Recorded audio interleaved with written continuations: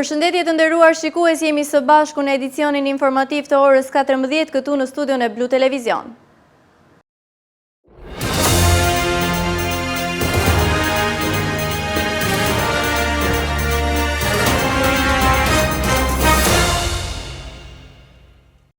Pas disa orësh luft me flakët, zjarri në pyllin e Sodos është vënë nën kontroll, por pasojat janë të mëdha.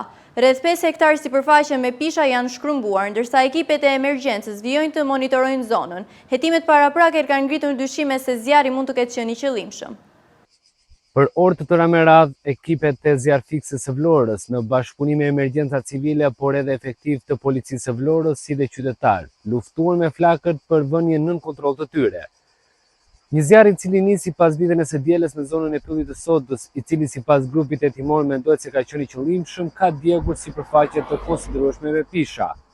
Siç duket edhe nga pamjet, vatra të caktuara zjarri vijon të jenë ende aktive, ndërkohë që një grup i efektive të policisë së Vlorës vijon të jenë ende në monitorim të situatës. Mendohet se zjarri ka nisur në brendësi të pyllit dhe më pas si pasojë e erës është përhapur, duke djegur sipërfaqe të tëra me pisha.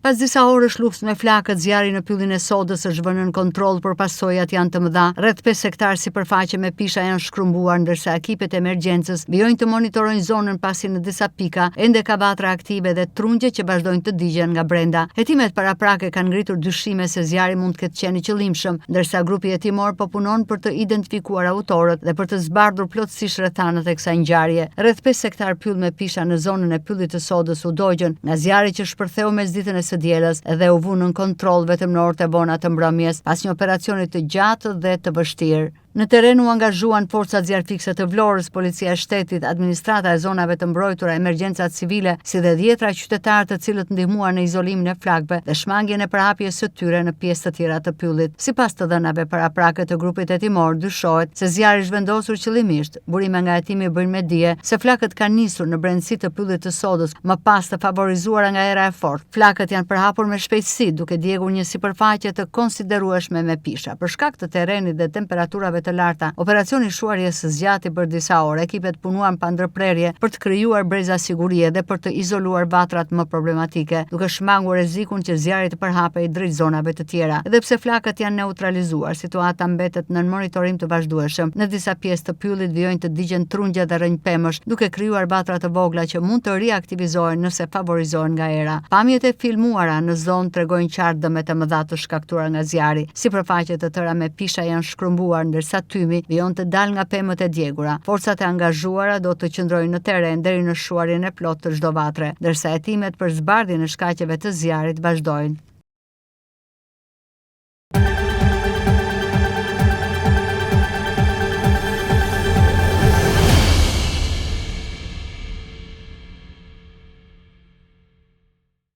Agjencia Kombëtare e Mjedisit ka përfunduar për llogaritjen e dëmeve nga zjarret gjatë vitit të kaluar, ku Vlora renditet si qarku i parë me dëmin më të lartë të shkaktuar nga zjarret, 41 milion euro, ose siç për llogaritë ndryshe, qarku i Vlorës mban 53% të faturës së dëmit të shkaktuar nga flakët rang vendi.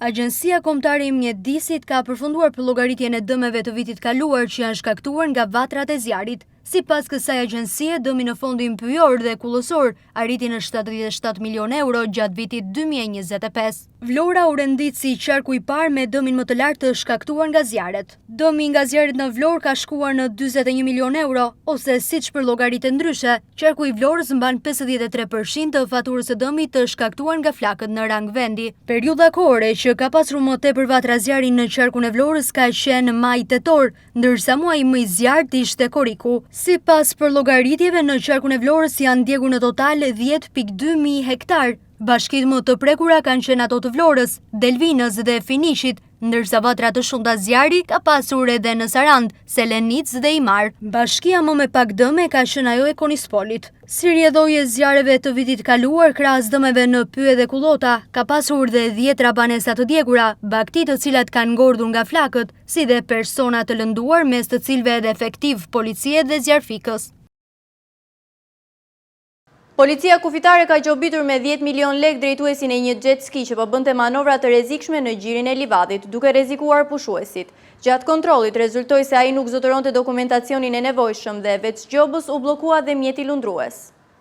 Policia kufitare ka gjobitur me 10.000 lek drejtuesin e një jet ski që po bënte manovra të rrezikshme në gjirin e Livadit, duke rrezikuar pushuesit. Gjatë kontrollit rezultoi se ai nuk zotëronte dokumentacionin e nevojshëm dhe veç gjobës ju bllokua dhe mjeti lundrues. Në vijim të kontrolleve intensive për garantimin e rendit dhe sigurisë në hapësira detare, shërbimet e policisë kufitare u sinjalizuan nga qytetarë që po pushonin në gjirin e Livadit se një mjet lundrues jet ski po kryente manovra të rrezikshme në afërsi të perimetrit të sigurisë, duke rrezikuar jetën e pushuesve. Menjëherë shërbimet e policisë kufitare dhe njësia policore detare evidentuan në gjirin e Livadit mjetin lundrues jet ski me drejtues një shtetas nga Tirana. Mjeti ishte raportuar nga pushuesit pranë policisë kufitare dhe pamjet e tij ishin publikuar tashmë dhe në rrjetet sociale. Gjatë kontrollit rezultoi se drejtuesi i mjetit lundrues nuk dispononte në bord dokumentacionin e detyrueshëm. Për këtë shkelje, ai u ndëshkua me masë administrative 10.000 lek të rinj, si dhe ju bë bllokimi i mjetit lundrues. Policia kufitare vion kontrollet e pandërprera në të gjithë vijën bregdetare me qëllim garantimin e sigurisë në det, parandalimin e shkeljeve të perimetrit të sigurisë dhe zbatimin me përpikmëri të rregullave të lundrimit.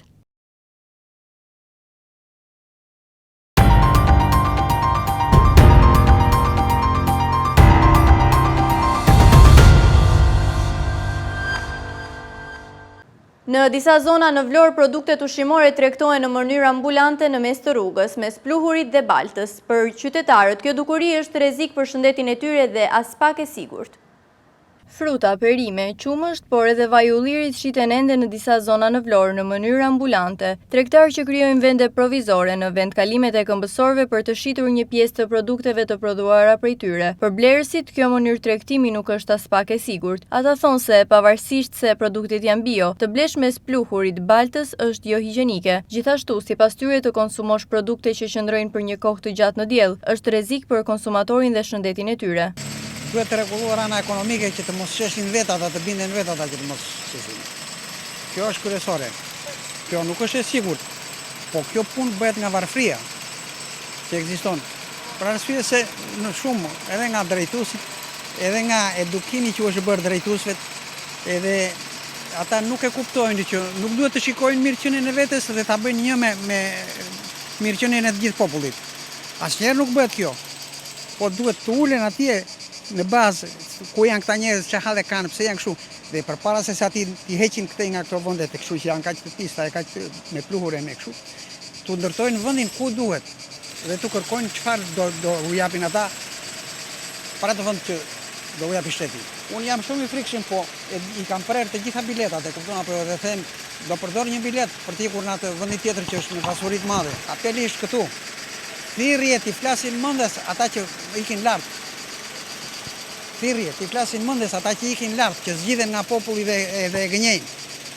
Thirrje, se s'ke që bën ndryshe. Kjo situatë, si që shikon, jemi në ndërtim e sipër, nuk është se është në një situatë. Në ndërtim e sipër ka anomalira, ka normale, ata janë që më përpara, po të shi do bëjë ndërtime, do sistemohet, është do gjë, ma do mëndja se do të vejnë barë. Kjo varet edhe nga koka drejtuese, si ta rregullojnë ata. Them të vërtetë nuk është edhe aq, nuk është aq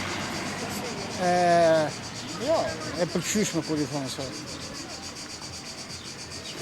për këta turistët e që janë këta kur i shikon të gjëra kështu, mirë, nuk është. Unë konsumoj, po unë i provoj vetë.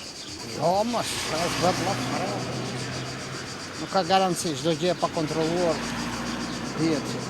Po qa do bëjnë ata në e keqja që shesin e në rrugë ordi, qa të nëshuet. I kanë të regula, i kanë ata.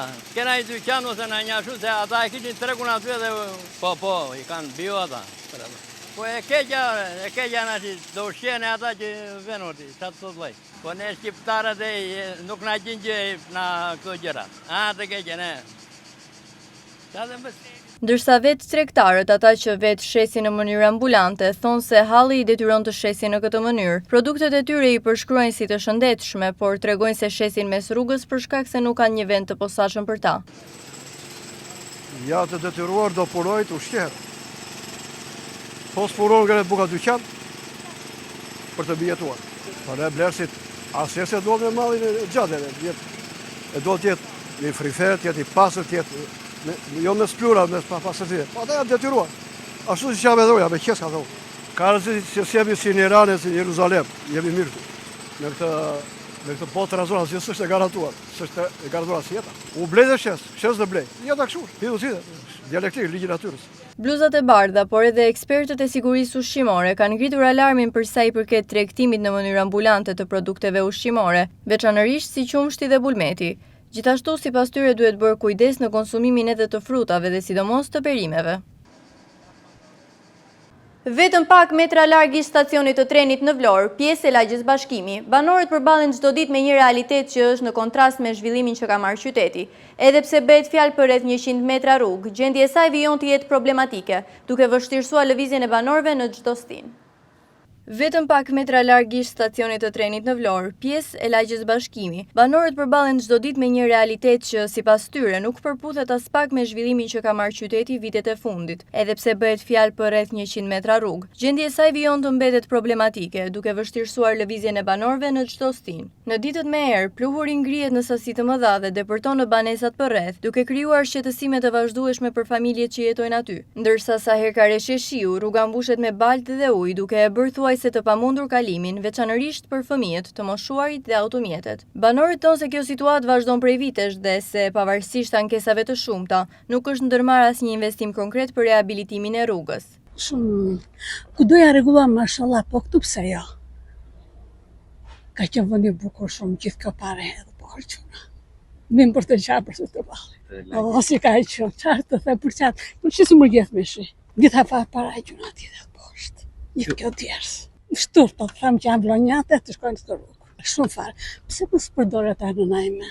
Dhe pse rrinë gjitha makina, qarë të them. Ka mundësi të vjetë një diçka. Bëhet edhe një shkollë, bëhet edhe një diçka, bëhet një problem, një diçka. Ka nevojë vendi, pluri vetëm në qiell.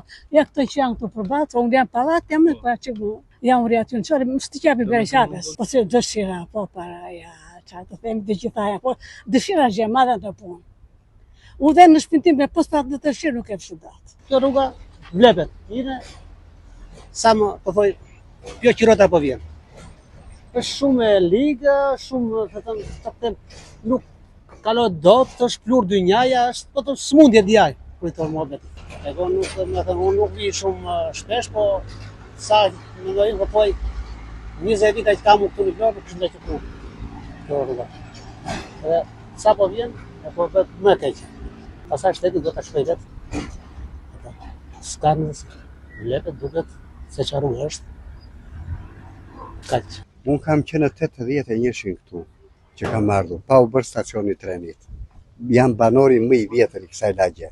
Dhe kjo rrugë këtu vinë në kohën që duan votime, vinë do të ashtrojnë për 6 muaj, do të ashtrojnë për 3 muaj. Kjo punë na është bërë gjithë kohën. Dhe vajtëm jo kaq vite, po mos të them me dekada të tëra, që kjo rrugë nuk po shtrohet. Na kanë thënë kur ishin votimet, në 2025 ishin votimet. Erdhën këtu, kush kandidoi na këta, erdhën çfarë, ja për 3-4 muaj do e bëjnë. Edhe ase bën, ase kjo të themi që mund të jetë 100 metra, që këtu bën një pjesë aty edhe deri te rruga kryesore tjetra. Mund të jetë ama 100 metra. As ka për të bërë. As ka për të. Ne jemi 24 maj, po këtu na merr lagja Bashkimi pranë stacionit trenit. Kështu jemi. Jo, fare. Unë jo njerë, që jam na më të vjetrit këtu. Banorët shprehen se në çdo fushat zgjedhore kjo rrugë ka qenë pjesë e premtimeve të kandidatëve dhe përfaqësuesve të pushtetit vendor. Sipas tyre, premtimi i fundit është dhënë rreth 5 muaj më parë, por deri më sot nuk është hedhur asnjë lopatë dhe nuk ka nisur asnjë punim. Ata theksojnë se nuk kërkojnë një investim të madh, por vetëm shtrimin e rreth 100 metrave rrugë, që sipas tyre do të ndryshonte ndjeshëm jetën e përditshme. Banorët i bëjnë thirrje Bashkisë së Vlorës që të ndërhyjë sa më parë, duke mos e lënë këtë problem të zvarritet edhe më tej. Ata shpresojnë që kësaj radhe premtimet të shoqërohen me veprime konkrete, në mënyrë që lagja Bashkimi të mos mbetet më një nga zonat e harruara të qytetit. Maturantët në të gjithë vendin plotësojnë sot formularin A2 në portalin U-Albania për aplikimin në universitete. Të rinj do të shënojnë deri në 10 deg të preferuara për të vijuar studimet e larta. Maturantët në të gjithë vendin plotësojnë sot formularin A2 në portalin U-Albania për aplikimin në universitete. Të rinj do të shënojnë deri në 10 deg të preferuara për të vijuar studimet e larta. Fillimisht, maturantët duhet të paguajnë 2.000 lek në një bank të nivelit të dytë për aplikimin. Për herë të parë këtë vit fatura do të mund të ngarkohet online në platformën U-Albania. Deri më tani universitetet kanë propozuar 60 programe të reja studimi, të cilat do të jenë pjesë e ofertës akademike për vitin e ri. Megjithatë, për degët më të kërkuara, konkurenca mbetet e lartë dhe kuotat mund të plotësohen që në fazën e parë të pranimeve. Pas kryerjes së regjistrimit në degën përkatëse, çdo maturant ka të drejtën e çregjistrimit për 2 ditë rresh në fund të çdo raundi. Procesi i aplikimit mbyllet pas 6 ditësh, më 1 gusht. Kjo ishte gjithçka e përgatitur për këtë edicion informativ. Ju falenderoj për vëmendjen, bashkë mirupafshim.